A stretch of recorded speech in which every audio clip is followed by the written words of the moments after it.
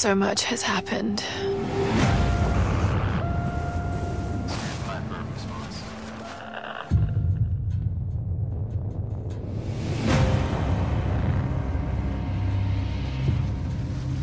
Our captain is injured. Have you heard from any of the others? Nothing. Our crew is scattered. I have a bad feeling about this. Welcome everybody, this is Ernie, your Realist for Hire, and I'm here to talk to you about the game Tomb Raider. Now, let's give a little bit of background here for those of you that are the uninitiated. So, what Tomb Raider is, this is Crystal Dynamics' first foray into this new reboot of the series Tomb Raider, which originally started off with Eidos Entertainment, so on and so forth, and as you fast forward some years later, and maybe some shitty games in between, Tomb Raider 2 and what ultimately I think became Underworld or Dark Angel, or whatever the hell Tomb Raider that was from way back in the day. Now we actually have this new one, and it's just simply titled Tomb Raider. There's no interesting subplots or subtitles or anything like that. But basically what we got is you have Lara Croft at her, I guess, her most earliest neophyte stage.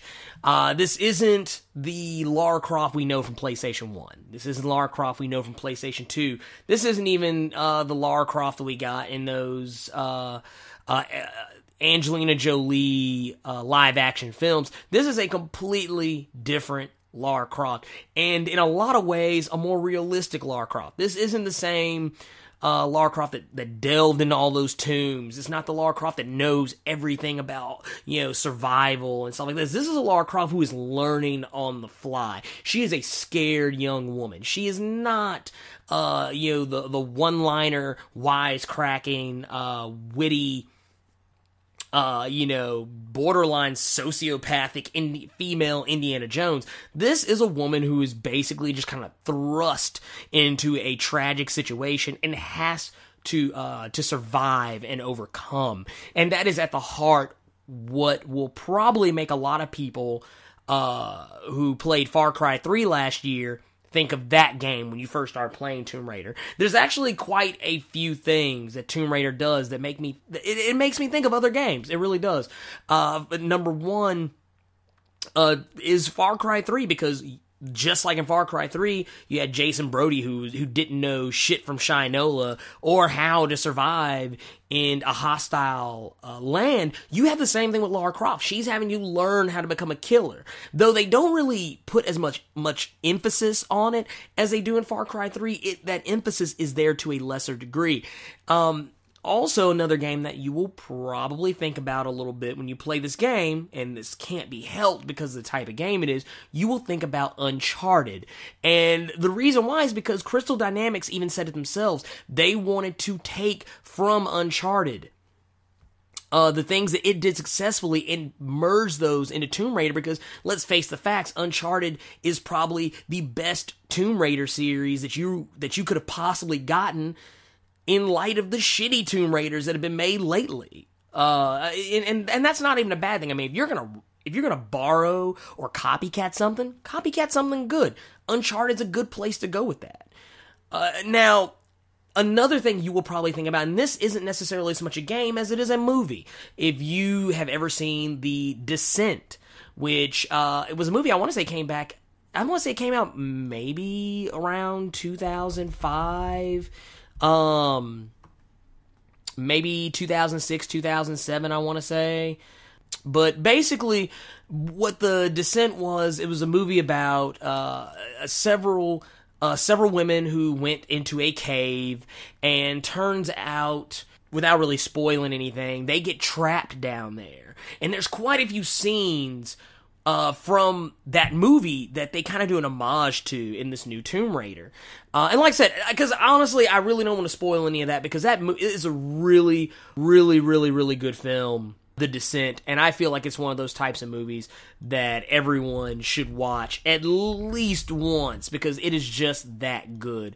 But yes, it's The Descent. It's the 2005 version, not the 2007 version with Rosario Dawson. So there you go. But yeah, go see it. Go rent it. Get it out of Redbox, catch it on Netflix, or however the hell it is you can get it. But definitely check that movie out. It's really good. But anyway, back to Tomb Raider. It borrows liberally from these other games and movie sources, and it does a really good job of blending all that atmosphere together. Now, that much being said, the only thing I'm going to tell you about the story is that pretty much what you're going to see on the back of the box. She is on a ship called the Endurance, and it gets wrecked and washes ashore upon this island that is inhabited by these, for lack of a better way to put it, this cultist society who they worship an archaic, I want to say Chinese or Japanese goddess. And it's up to you, the player, to determine whether or not any of this hocus pocus stuff is real or just in the minds and psychosis of a group of people or what. But as you go through this becomes the game where another similarity this has to Far Cry 3 is the people who are on this expedition with you, you have to find and save and interact with and meet up with so you guys can reunite and get the fuck off this island. Now, that's as much of the story as I'm willing to get into. I played this game from start to finish. Absolutely, kind of a... I don't want to say I got everything out of the game. I didn't really go through all the little sub stuff, like like all the extra item collectible shit. That's not really my thing. But I played this game from start to finish, and I absolutely enjoyed it. I thought that the story of the game was compelling, though. I did feel like some of the side characters were a little dry, but I mean, let's face the facts. This is about Lara Croft. We didn't come here to learn about Joe the bus driver, or Jim the cook, or Sally the hairdresser, or whoever else is on the goddamn boat with her. We came to play this game for Lara Croft, and Lara Croft is absolutely amazing. I mean, she is very well sold to you as being the girl who would in any other story or series, she would be the damsel in distress, but they don't give you that. I mean, she's the damsel in distress for maybe 2 seconds before she just comes straight in and starts kicking ass. And when she gets her first kill, it is not something they take lightly. You could tell she is bothered by this. As you play through the game and you fight other enemies, she will constantly be like, why are you trying to do this? Can you just please let me go? While she is defending herself. And I think that was a really good touch. I mean, and that's just for the atmosphere of the game. The atmosphere of the game is just very, very strong. When you go into a cave or a tomb, they do a really good job of setting that mood for you, making you feel isolated, making you feel like, man, should I go in this tomb? Should I go in this cave? What's going to be waiting for me? Who's going to be waiting for me?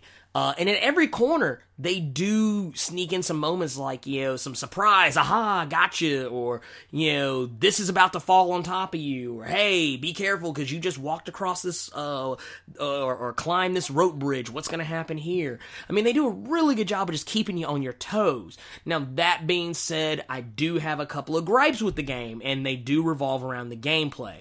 Well, the gameplay is ultimately, at its best, 99%, more like 90 to 95% of the time, the gameplay is on top of its game. But there are those moments where you will play through and you will get to one of these, these quick time events, or what I just call QTEs. If you've ever played a game like God of War or Heavy Rain or Shenmue, you know exactly what I'm talking about. Heck, even if you played some of the more recent Resident Evils, you know exactly what it is I refer to. The QTEs in the game are a little out of hand. And I won't say that they happen way too much, but just the fact that they're so unforgiving. I mean, if you don't hit that button at just the right time, you're done. It's not like God of War where you got a little leeway, or Shenmue where you got you got a little bit of a buffer. In this game, it's either you hit it or you don't, and I must say, it was a little annoying at times. But, I mean, it didn't necessarily make me hate the game or take away from it. It was just something I thought was maybe overused to a degree. Another thing that I thought was weird is that while I like the way they laid out the skill trees in this game, I did feel like they were a little bit, I don't know, maybe they were offset a little bit by the fact that you earn certain skills at points where I feel like that's what you should have gotten first. Like, it wasn't until I had unlocked my 8th or some odd skill before I actually could use my little pickaxe that I had been using since the very beginning of the game in a melee fashion. It's like, I was sitting there like, oh man, these wolves, I'm having to shoot them with the bow and arrow. But yeah, and I was sitting there, and I had a friend with me who was like, hey, dude, why don't you just fucking hit him with the axe? And I'm like, I can't. And I thought that was a little weird. But I mean, like I said, it fleshes itself out in short order. Another thing I also want to speak on is the fact that, and this isn't a complaint, because those are really my only two nitpicks with the game. But I felt like this was the first game I've ever played where I've never seen a character die in so many gruesome and fucked up fashions.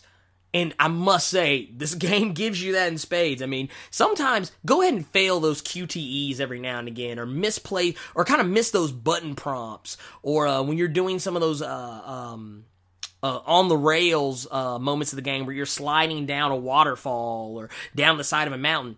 Let Lara Croft just happen to miss one of those moments where she's supposed to dodge something. You will see one of the most gruesome deaths I've seen, up until another game that I'm going to review later. Actually kind of tops it in some ways, but that's in regards to how you kill your enemies. But I mean, Lara Croft does a really good job here. Tomb Raider is good. There's not much I can say about the game that's just bad, except for those two things I mentioned. And ultimately, I do feel like Lara Croft Tomb Raider, this new Crystal Dynamics special, is worth $60. This game is worth your time at a full price. I feel like you could throw 60 on this and be completely okay with it. And that being said, comment, like, subscribe. Thank you guys for listening. And like I said, stay tuned for all the new content that's coming up. You can do it, Lara. After all, you're a Croft. I don't think I'm that kind of Croft. Sure you are. You just don't know it yet.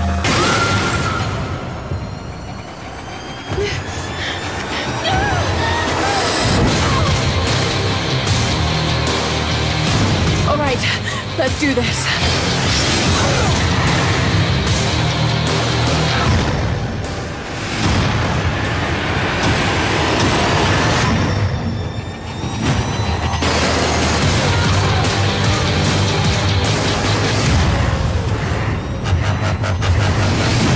Sometimes you've got to make sacrifices, Lara. You can't save everyone. There's no other choice. I've got to do this.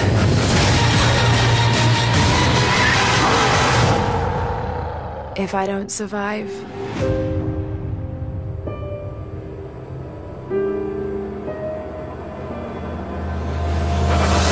none of us will.